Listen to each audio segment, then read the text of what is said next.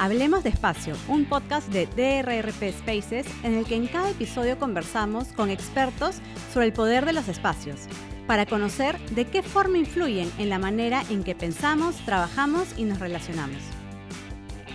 Juntos descubriremos que las mejores ideas nacen en entornos que inspiran, porque los espacios no solo se construyen, se viven.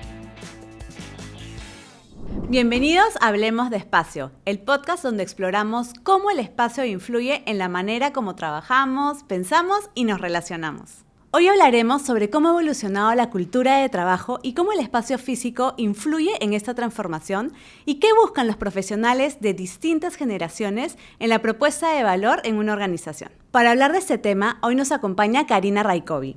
Ella actualmente es gerente de recursos humanos de Gildemeister y cuenta con más de 20 años de experiencia liderando áreas de gestión del talento y transformación organizacional. Además, Karina es directora de la Asociación Peruana de Recursos Humanos y miembro de Women CEO Perú. Karina, tú has sido testigo y protagonista de la evolución de la cultura de trabajo en los últimos años. Has visto espacios más jerárquicos, más verticales, hasta espacios hoy día más colaborativos y horizontales. Y quería empezar preguntándote, desde que tú empezaste tu carrera, ¿no? ¿Cómo tú te imaginaste cómo iba a ser este cambio? Que iba a ser tan distinto a como es hoy día, ¿no? ¿Cómo era cuando empezaste? Gracias por la pregunta y gracias por hacerme recordar cómo eran las cosas hace 20 años atrás, ¿no? Entonces yo me acuerdo que hace 20 años cuando empecé como practicante en una de las principales empresas, en este caso era Inca Kola, ¿no? Mi oficina era una oficina con un escritorio inmenso, de metal, imponente. Yo me sentía pues muy importante en ese entonces. Habían unos anaqueles enormes donde se guardaban los files. Y así era. Uno nunca piensa, creo, o no solemos pensar cómo va a cambiar el trabajo en el tiempo, cómo cambian las oficinas, cómo cambian la cultura. Y ha cambiado muchísimo. O sea, de hecho que si el día de hoy yo llego a una oficina con ese escritorio, con ese tamaño de escritorio y esos anaqueles tan grandes, ya no me sentiría tan importante, ¿no? Diría, oye, acá estos se han quedado en el pasado, ¿no? Me estaría mandando esa oficina, esa infraestructura, un mensaje de cómo es la cultura, de lo que le importa a la gente, de lo que le importa al management. Entonces, no me imaginé el cambio que pudiera haber y valoro mucho que el día de hoy se estén cuidando esos aspectos tan valiosos, porque ¿sabes qué? El ambiente físico es un aspecto sumamente importante en la cultura porque modela los comportamientos de las personas, porque nos mandan un mensaje, porque nos dice quién es quién. Entonces, eso es en líneas generales, ¿no? Y en ese momento también como que la infraestructura marcaba mucho ciertos roles, ¿no? Los gerentes tenían la oficina cerrada, antes tampoco eran no habían como vidrios, sino era también como pared, ¿no? Marcaban como una distancia. Sí, claro. Y creo que en líneas generales el tema de gestión de personas, el tema de gestión de empresas han dado cuenta que en la medida que estamos más separados, que antes era como un valor, ¿no? Y ahora eso ya no es un valor, se han dado cuenta que ese tipo de manejos no fomentan que una empresa pueda ser ágil, que es lo que se quiere el día de hoy, ¿no? Si estamos trabajando en oficinas separadas, aisladas, cerradas, eso impide la comunicación de la gente, eso impide la colaboración de la gente y eso hace que la empresa el día de hoy, que la empresa sea más lenta si trabajas con esos modelos de infraestructura. El día de hoy lo que se quiere en las organizaciones es que seamos muy ágiles, innovadores, creativos y para eso tenemos que tener colaboración, ¿no? Tenemos que estar en espacios más abiertos, que fomenten el intercambio de ideas, el intercambio de trabajo y eso se maneja de esta manera hoy en día, ¿no? Y en tu experiencia, ¿qué factores crees tú que han impulsado esta transformación o que cada vez más empresas quieran migrar? Interesante la pregunta. Te voy a decir algo. Yo creo que ha habido un parteaguas o un momento muy crítico en los últimos años que ha sido la pandemia. De acuerdo. De repente para quienes lo hemos vivido no hemos sentido, claro, lo recordamos con mucha intensidad, pero no nos hemos dado cuenta del impacto que ha tenido en las organizaciones. Esto realmente ha sido como cuando nuestros papás nos contaban que habían estado en la guerra, nuestros papás, nuestros abuelitos nos contaban que habían estado en la guerra. Entonces, realmente lo que nosotros hemos vivido es una situación que marcó un antes y un después. Un de hecho, la quiebre, gente, ¿no? sí, la gente te dice antes de la pandemia, después de la pandemia, ¿no? Y también en temas de gestión de personas te dicen antes de la pandemia, después de la pandemia, porque antes de la pandemia se hacían las cosas de una manera. Fíjate que antes de la pandemia estaban... Ya habían tendencias de trabajar de manera mucho más colaborativa a nivel de infraestructura. Había un poco más de conciencia. Y yo me acuerdo, en el caso específico de la empresa donde yo estaba trabajando en ese entonces, había un proyecto de trabajar de manera mucho más colaborativa, con espacios mucho más abiertos, con espacios mucho más integrados. Pero ya cuando vino la pandemia fue, de todas maneras lo tenemos que hacer. Claro, así. un mandatorio, ya es... Claro. Ni fue mucho más potente que el gerente general te dijera eso, fue mucho más potente que cualquier mensaje de cualquier gerente general, definitivamente, ¿no? Entonces la pandemia fue un parteaguas en este sentido, ¿no? Y para hacer esta transición, la gestión del cambio es un aspecto clave, ¿no? Porque no solamente como poner o diseñar el espacio para colaborar, sino cómo llevas a que las personas realmente cambien esa mentalidad o adopten ese cambio. ¿Cuáles tú ves que son los principales desafíos que enfrenta una organización para pasar de una cultura más vertical o jerárquica a una más horizontal, más flexible? Hay varios desafíos, ¿no? Hay varios desafíos. El primer desafío que creo que debemos de superar o tratar de encaminar es la dirección que da el CEO de la compañía, ¿no? O sea, los cambios no se van a dar si es que no hay un líder en la organización que impulse el cambio, ¿no? Muchas veces en las organizaciones se quiere el cambio, pero porque en el nivel medio lo quieren, o los accionistas lo quieren, o la familia lo quiere. También esto va a depender de qué tipo de organización estás, ¿no? Porque a veces si estás en una empresa familiar, el dueño de la compañía te pide e impulsa el cambio. Pero si estás en organizaciones un poco más complejas de estructura, donde hay varios stakeholders, entonces tú puedes tener varias voces por donde se quiere que venga el cambio. Entonces, a veces son los accionistas, a veces el dueño, a veces son los colaboradores.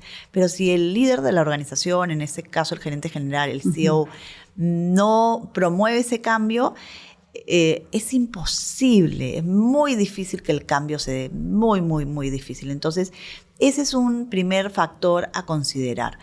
Un segundo factor que me parece bien importante para promover los cambios es la capacidad que tiene el área de gestión humana, ¿no?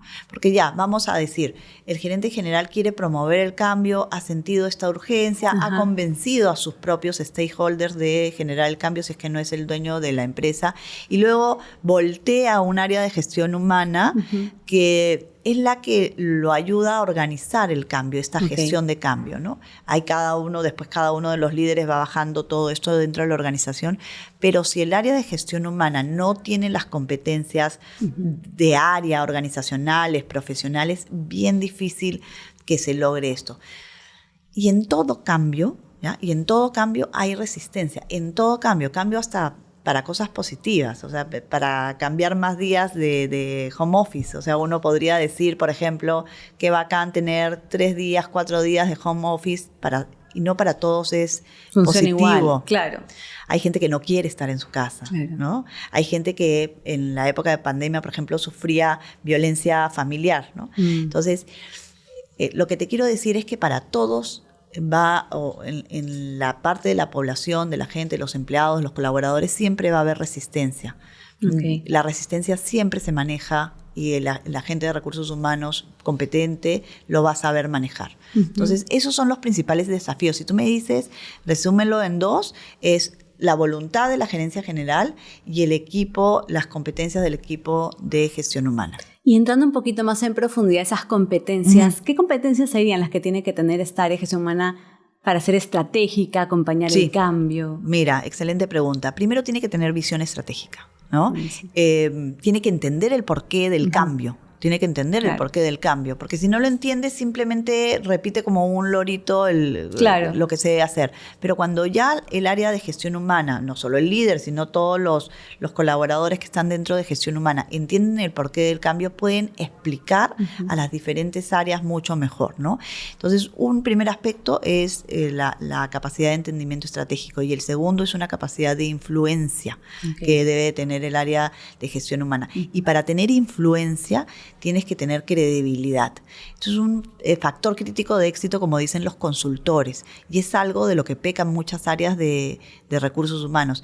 A veces no tenemos la credibilidad, ¿no? ¿Por qué?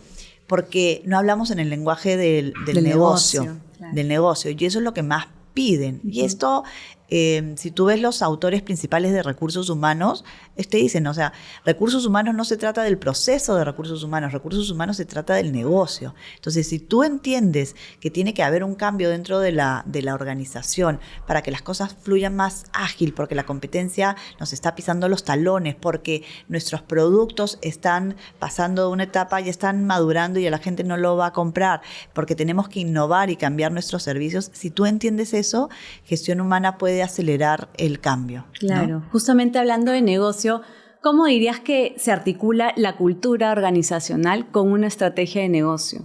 Mira,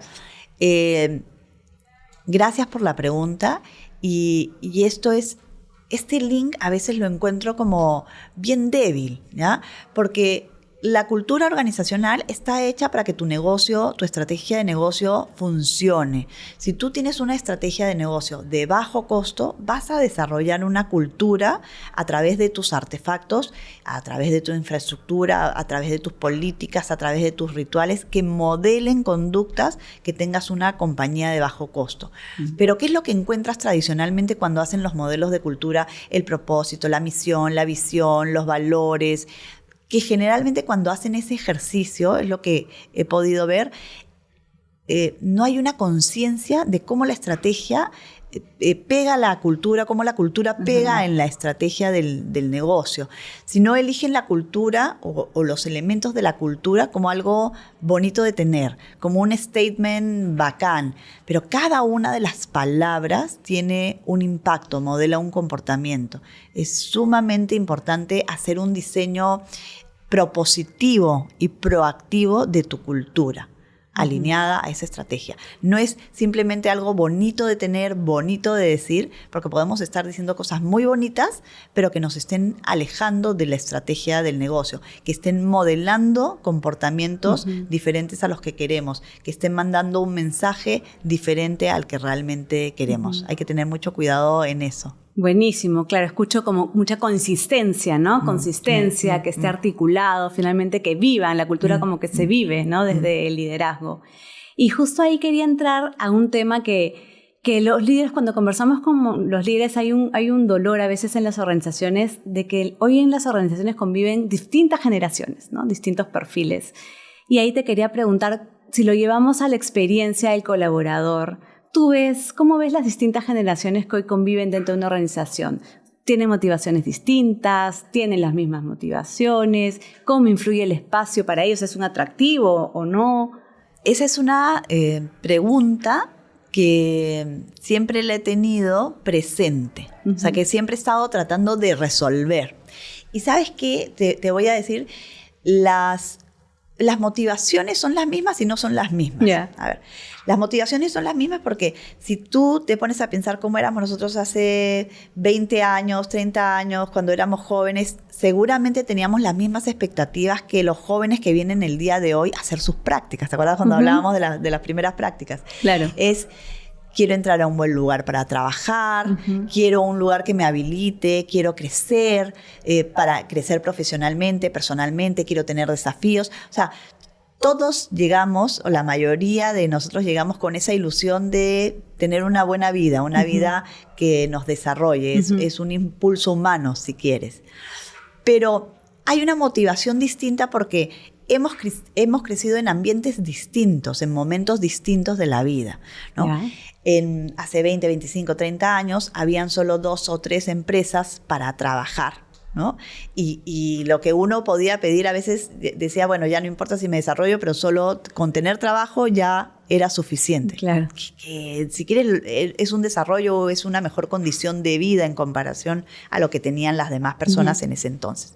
Pero el día de hoy, ¿qué pasa? Y es importante ponernos a pensar en el colaborador el día de hoy. El día de hoy, tú te vas a las universidades y conversas con las personas que están postulando las prácticas y te dicen, yo voy a elegir el lugar de trabajo. Okay. Yo voy a elegir el lugar de trabajo. Y a mí me ha pasado estando en corporaciones muy importantes y muy grandes, y que se sentían que habían empresas banderas, que me dicen, ¿sabe qué, profesora? Yo a esa empresa que usted considera que es la mejor empresa para trabajar, yo no voy porque queda lejos, yo no voy porque el ambiente no me gusta, se informan mucho más y tienen más lugar para elegir, más lugares para elegir. Entonces, como tienen ese abanico de posibilidades, pueden decidir hacia dónde va o no. Entonces, cambia un poco sus decisiones, van cambiando un poco. Pero al final el deseo humano es el mismo, sino que si el contexto lo has tenido más deprimido, vas a tomar una serie de decisiones en ese sentido. Si has tenido abundancia, como han sido con lo que han vivido los chicos que tienen el día de hoy más o menos 20 años, han visto una serie de ofertas laborales. En mi época agradecías que saliera una oferta laboral para prácticas. Claro. De hecho, las prácticas ni se pagaban en esa época. Ahora es impensable, más o menos. Si te iban a pagar. Claro, olvídate. Y a veces ni preguntabas. Con que te den la práctica, agradecías porque era requisito para salir de la universidad. Entonces, las situaciones han cambiado muchísimo y el poder de negociación o el poder está ya no en el empleador, sino en el trabajador, el colaborador. ¿Y qué te va a exigir el colaborador? Un lugar agradable para trabajar, un buen trato, unos buenos líderes, colaboración, impulso para su carrera. Eso es lo que te van a pedir. Internacionalización también, ¿no? Y el espacio físico, entonces, también sería un atractivo para atraer talento, para cuidar el bienestar dentro de una organización. El espacio físico es un aspecto fundamental, imprescindible. Y te voy a decir algo. El aspecto físico es un elemento que a veces no nos damos cuenta del impacto que tiene dentro de la organización. Es un aspecto que a veces nosotros no nos damos cuenta de cómo está modelando las conductas de la gente. No nos estamos dando cuenta que un colaborador puede determinar su decisión de ingresar o no por el ambiente físico. Entonces, el ambiente físico tiene mucho impacto en la cultura, desde atraer el talento, desde promover conductas colaborativas. Pienso, por ejemplo, en el tema de conductas colaborativas, ¿no? Cómo eran los salones de mi universidad que fomentaban debate y eran tipo estadio, y ahora las empresas tienen, amplios ambientes tipo estadio, pero más curvados, de tal manera que todos nos estamos viendo cuando hacemos una intervención y el verte a la cara genera que tú estés queriendo participar y colaborar. Entonces, el ambiente físico tiene un impacto que no ha sido visibilizado, Y quien se dé cuenta de estos aspectos y lo incorpore en sus elementos de cultura, en su modelo de cultura, va siempre a llevar la delantera. Y también en el impacto, al inicio me contabas cómo hoy día el talento es importante que pueda aportar a diferentes áreas, no solamente a su área de expertise. ¿Cómo el espacio puede facilitar o es importante justamente para impulsar este talento, este desarrollo de talento? Excelente pregunta, excelente y linda pregunta, porque no nos hemos parado, sería una linda clase de universidad o de maestría, decir cómo el espacio físico impacta en el desarrollo de talento, ¿no? Entonces, una de las cosas que nosotros observamos cuando queremos identificar quién es talento y quién no, una de las características que yo observo, y porque la teoría me lo ha enseñado así, es que en la medida que tengamos más impacto a nivel de extensión de la organización, tenemos seguramente más talento, porque claro, en la medida que tu información o tu gestión llegue a tu área es mucho más limitado. En la medida que tú vayas a toda la organización, a toda tu área, a las áreas colindantes, a toda la organización, tienes la capacidad de movilizar la organización. Entonces, en la medida que tú tengas espacios cerrados, la gente no se ve, no se conoce, vas a mantener los silos, que es el pecado más común en las empresas y que es la situación más común en la empresa y que es ya no le llamamos pecado, que es el dolor más común en las empresas, ¿no? Pero si tú abres los espacios, la gente se ve cara a cara, la gente se ve trabajando, generas además confianza, generas colaboración, das la oportunidad para que el colaborador pueda estar intercambiando opiniones, conociendo a gente de diferentes áreas y su aporte llegue a toda la organización y tenga más impacto. Entonces, el espacio abierto genera la posibilidad de tener más impacto dentro de la organización. Has mencionado una palabra que es clave, que es confianza. Sí. ¿No? Y ahora que hablábamos, ¿no? Las organizaciones cada vez volviendo a espacios más híbridos, ¿qué recomendaciones darías para que ellos fortalezcan su confianza? Hay algo muy importante, ¿no? De nada vale una oficina bonita también si es que tienes un estilo de liderazgo con poca apertura y poca confianza. O sea, son dos cosas que deben de estar, que deben de existir, pero debe de haber coherencia, ¿no? Eso creo que es la goma que une todos los aspectos y que permite que el negocio se desarrolle. Tiene que haber coherencia. Si no hay coherencia, de nada vale tener una oficina linda si tienes un, digamos, liderazgo muy autoritario. De nada vale tener un estilo, o poco te va a valer tener un estilo cercano, de apertura, si tus oficinas son cerradas y no permiten ese acercamiento. Entonces, este tipo de generación de confianza se vive, mira qué interesante, porque la confianza se genera en el ser humano, en el liderazgo y se refleja en la infraestructura. Entonces, ese es el ejercicio que debemos de lograr en la gestión de la empresa y plasmarlo en términos de infraestructura y de ambiente, ¿no? Que lo que nosotros predicamos se refleje, ¿no? Tú quieres tu valor, cómo se ve físicamente reflejado. Incluso lo llevamos a un paso más allá, ¿no? Cómo te vistes, ¿no? Porque tú puedes ser una persona muy horizontal y vienes con saco, corbata, ¿no? Cómo saludas a la gente. Hola, ¿qué tal? O buenos días, buenas tardes, ¿no? Entonces, tiene que haber ese reflejo, se tiene que ver en todos los aspectos y en todos los elementos de tu cultura de manera coherente. Es un arte.